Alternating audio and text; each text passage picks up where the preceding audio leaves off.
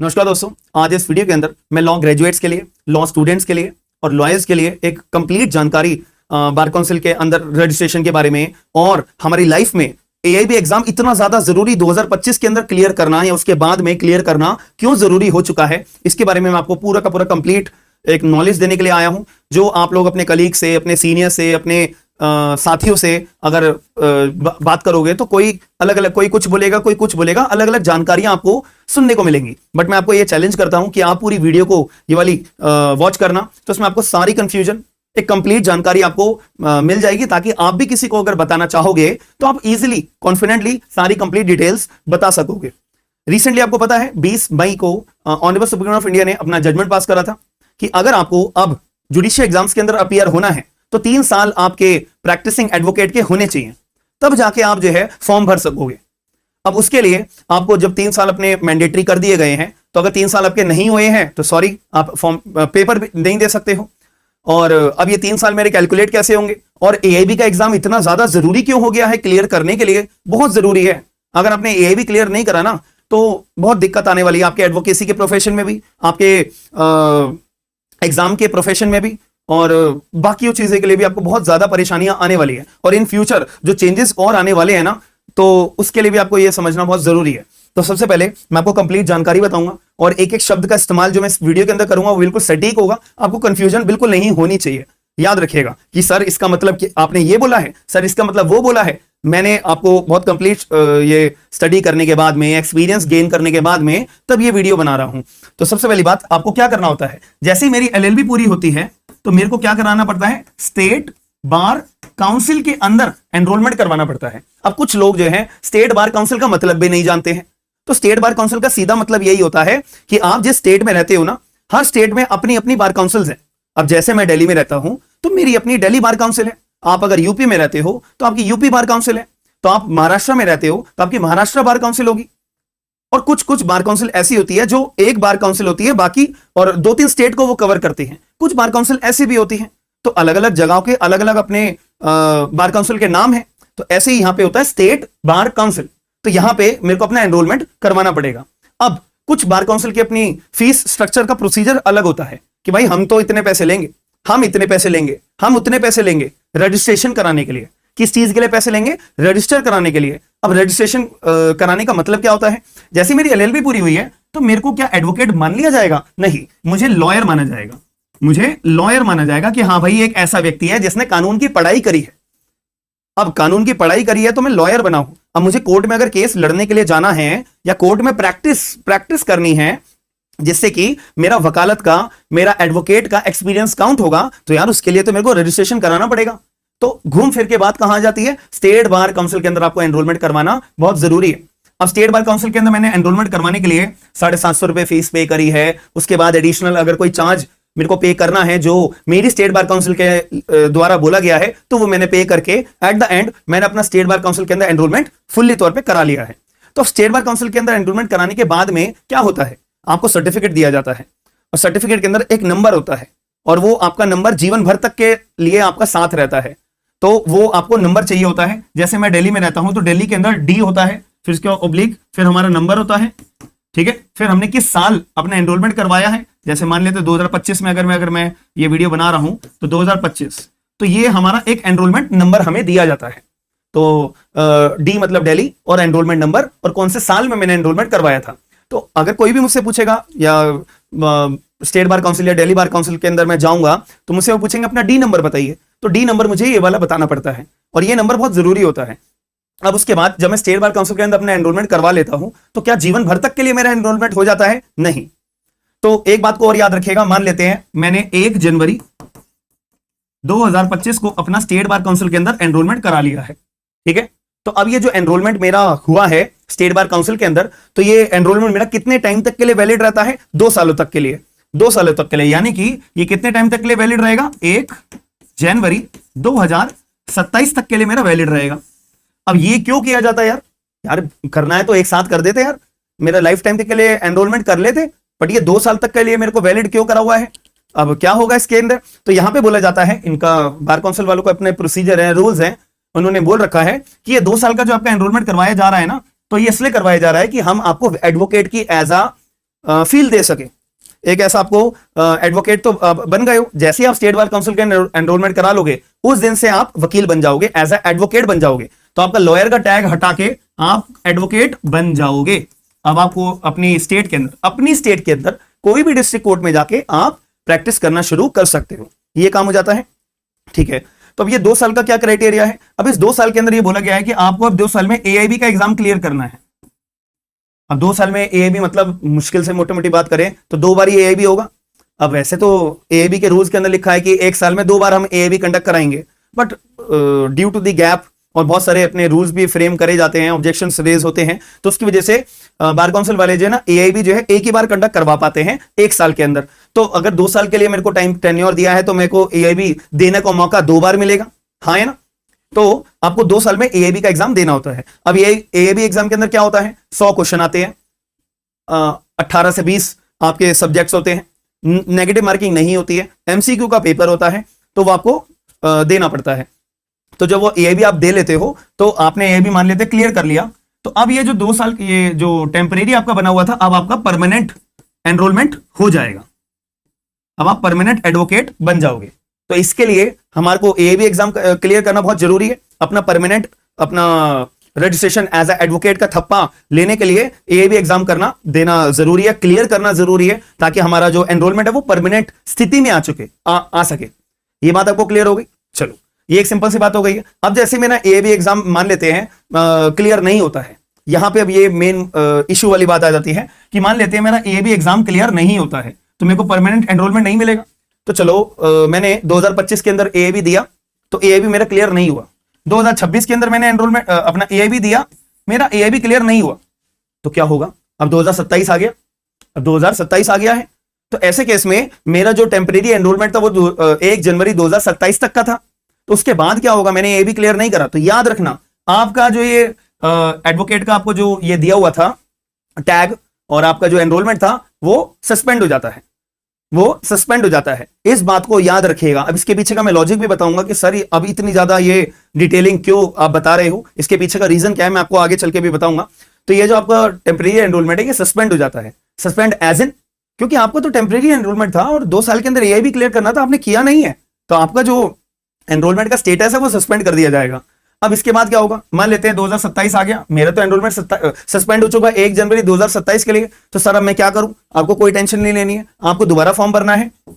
ठीक है, AIB exam जो है 2027 में आपको अगर क्लियर कर लेते हो तो जो आपका मान लेते हैं आपने एआईबी क्लियर कब करा, रिजल्ट आएगा, रिजल्ट में 5 लिखा आएगा तभी तो आप एआईबी क्लियर कर लिया ये माना जाएगा ना। तो मान लेते हैं कि आपने कब करा एआईबी क्लियर? 1 जून 2027 को आपने एआईबी क्लियर कर लिया, 1 जून 2027 को आपने एआईबी क्लियर कर लिया, और आपका एनरोलमेंट सस्पेंड कब हुआ था? 1 जनवरी 2027 को आपका एनरोलमेंट सस्पेंड हुआ था।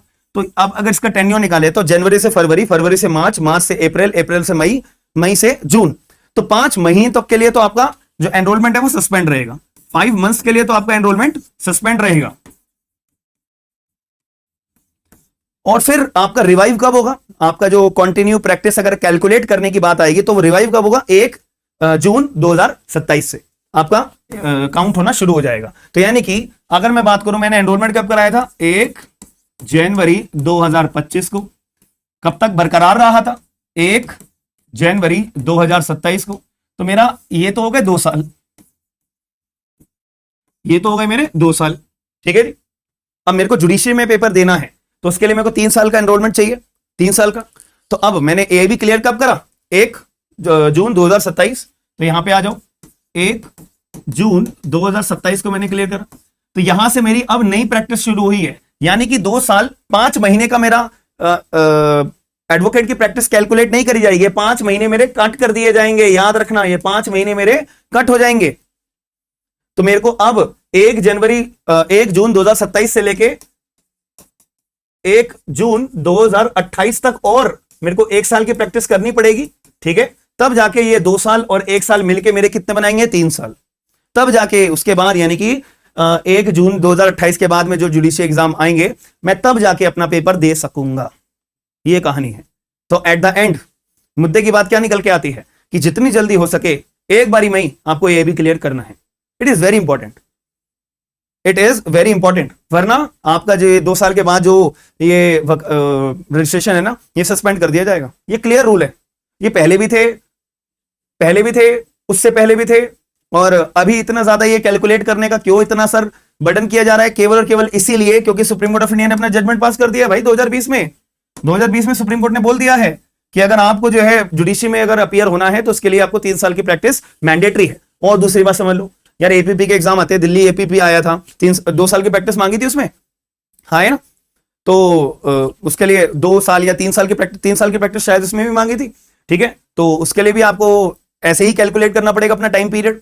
और अभी ईडी का, लीगल असिस्टेंट का फॉर्म आया हुआ है, अभी भी आया हुआ है, मैंने वीडियो बना रखी है, भरना चाहो भी भर सकते हो, जिसकी 3 साल है तो वहां पे भी मांगा हुआ है।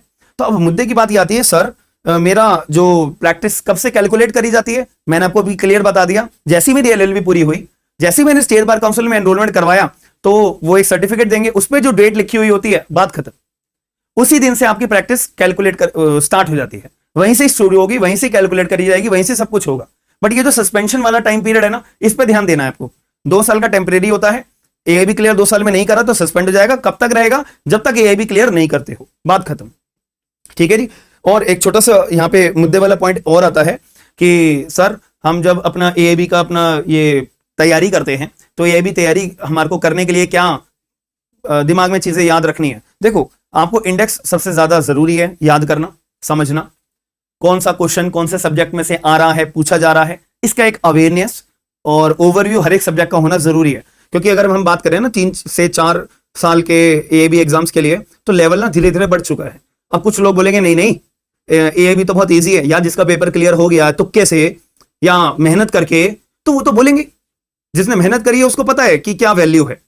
तो आप अगर क्वेश्चन पेपर अभी भी देख लो, इनकी वेबसाइट पे भी या बतेरी जगह आप हमारी एप्लीकेशन डाउनलोड करोगे, वहां पे भी क्वेश्चन पेपर फ्री में अपलोडेड है, तो आप क्वेश्चन पेपर देख लेना, आपको खुद भरोसा हो जाएगा कि एआईबी के एग्जाम का जो पैटर्न है या लेवल है वो बड़ा है नहीं बड़ा है। आपको खुद रियलाइज हो जाएगा ये बात के लिए कि किस लेवल का अब आ चुका है, किस लेवल का नहीं आ चुका है। तो इस बात पे थोड़ा सा गौर करिएगा कि AIB exam it's very important आज के टाइम में। और दूसरी बात, अगर आप कहीं भी पेपर देने जाओगे जहां पे एक्सपीरियंस मांगा जाता है, तो वो एक्सपीरियंस आपका from the date of your enrolment से ही काउंट होता है। तो वहां पे आप जब फॉर्म भरने के लिए एलिजिबल जब ही तो होंगे जब आपने स्टेट बार काउंसिल में एनरोलमेंट करवाया होगा। अगर करवाया नहीं है तो फायदा क्या, फिर आपका काउंट होगा ही नहीं, प्रैक्टिस काउंट होगी ही नहीं आपकी, ठीक है।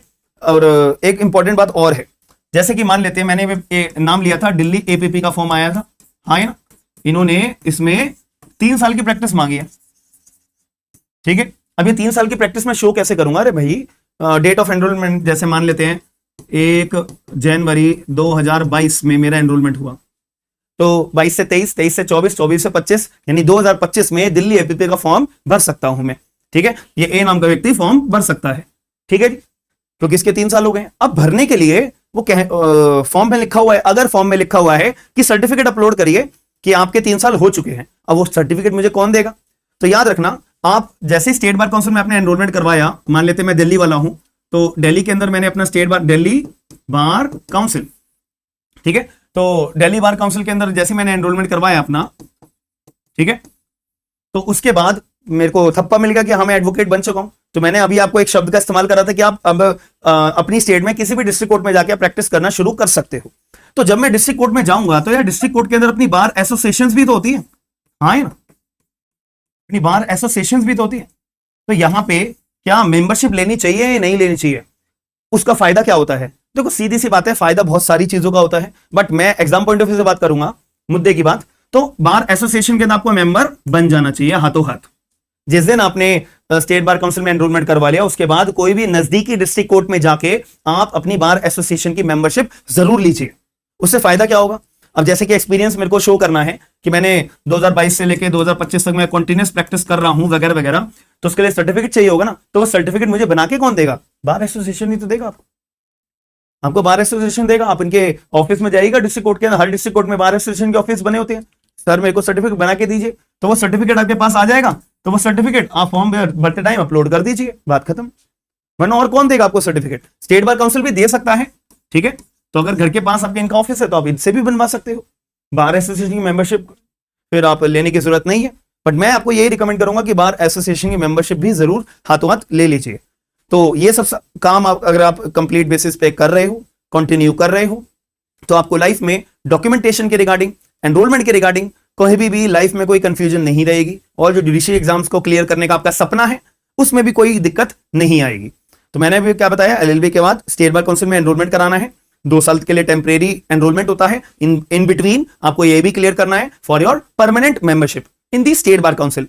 फिर उसके बाद आप जो है अपना बार एसोसिएशन के अंदर भी अपना मेंबरशिप ले लीजिए, ताकि अगर कोई एपीपी का एग्जाम आता है या एनी अदर एग्जाम आता है जहां पे एक्सपीरियंस मांगा जाता है और वो कहते हैं एक्सपीरियंस अपना शो करिए, तो उसके लिए मुझे सर्टिफिकेट चाहिए होता है, तो सर्टिफिकेट मैं बार एसोसिएशन में जाके अपना बनवा सकता हूं, देन वो शो कर सकता हूं अपनी कंटिन्यू प्रैक्टिस, दैट्स इट। और रही बात जुडिशरी के लिए, तो सुप्रीम कोर्ट ऑफ इंडिया ने अपने नए रूल्स बनाए हैं कि अगर जुडिशरी के अंदर आपको बैठना है तो 3 साल की आपको प्रैक्टिस शो करने के लिए क्या चाहिए होगा, एक सर्टिफिकेट बनवाना पड़ेगा। वो सर्टिफिकेट पे 2 लोगों के सिग्नेचर लगेंगे, एक तो वकील साहब के लगेंगे, और वो वाले वकील साहब एटलीस्ट इनके 10 इयर्स प्रैक्टिस होनी चाहिए, तो उन वकील साहब का सिग्नेचर लगेगा। दूसरी बात, एक सिग्नेचर लगेगा जज साहब का। अब वो जज साहब कोई भी हो सकते हैं, वो जुडिशियल मैजिस्ट्रेट हो, ठीक है, सीजेएम हो, ठीक है, डीजे हो, एज अ केस में भी, तो उनका सिग्नेचर लगेगा। तो अगर ये सर्टिफिकेट के हाथों में आ जाता है, देन आप इजीली अपना जुडिशियल एग्जाम्स के लिए भी फॉर्म भर सकते हो। बट मुद्दे की बात यही है ना, ये 3 साल मेरे कैलकुलेट कहां से होंगे, from date of enrolment, date of enrolment, जिस दिन मैंने एनरोलमेंट करवाया है। कहां पे, स्टेट बार काउंसिल में, एलएलबी के बाद वाला, जैसे मैंने आपको बताया था। तो आई होप आपको सारे डाउट्स क्लियर हो गए हो। ये केवल जुडिशरी के लिए रूल है, लेकिन अगर एपीपी जैसे दिल्ली एपीपी है, ईडी के अंदर अभी करंटली ईडी का फॉर्म अवेलेबल है लीगल असिस्टेंट के लिए, तो वहां पे अगर मेरे को फॉर्म भरना है तो बार एसोसिएशन में जाके ही मुझे सर्टिफिकेट बनवाना पड़ेगा। लेकिन अगर स्टेट बार काउंसिल से भी आपका बन जाता है तो कोई दिक्कत वाली बात नहीं है, वहां से भी बनवा सकते हो। तो ये आपका कंप्लीट सिनेरियो मैंने बता दिया है। अगर आपके तब भी अभी भी कोई डाउट रह जाता है मन में, तो प्लीज मुझे कमेंट बॉक्स के अंदर बताइएगा, और वो डाउट को मैं आपका क्लैरिफाई जरूर करूंगा, या अगर कॉमन डाउट होगा तो एक वीडियो भी आपके लिए बना दी जाएगी। आई होप आपको ये कंप्लीट सिनेरियो मैंने बता दिया है, और आपको ये वीडियो पसंद आई है तो लाइक जरूर करिएगा, लोगों को शेयर जरूर करिएगा, अवेयर जरूर करिएगा, क्योंकि यहाँ पे ना मिसकंसेप्शन, कंफ्यूजन, कोई व्यक्ति कुछ कहता है, कोई व्यक्ति कुछ कहता है, नहीं ऐसे कर लो, ऐसे हो जाएगा आपका काम, वैसे कर लो। कुछ काम ऐसे नहीं होता है, अगर कोई बोलता भी है तो आपको परेशानियां फिर आगे चल के जरूर आएंगी, याद रखना मेरी बात। तो ये जो मैंने प्रोसेस पूरा बताया, इसी को फॉलो करिए, और इससे आपकी कोई भी एडवोकेसी की जर्नी पे, एग्जाम की जर्नी पे कभी कोई दिक्कत नहीं आएगी, याद रखिएगा।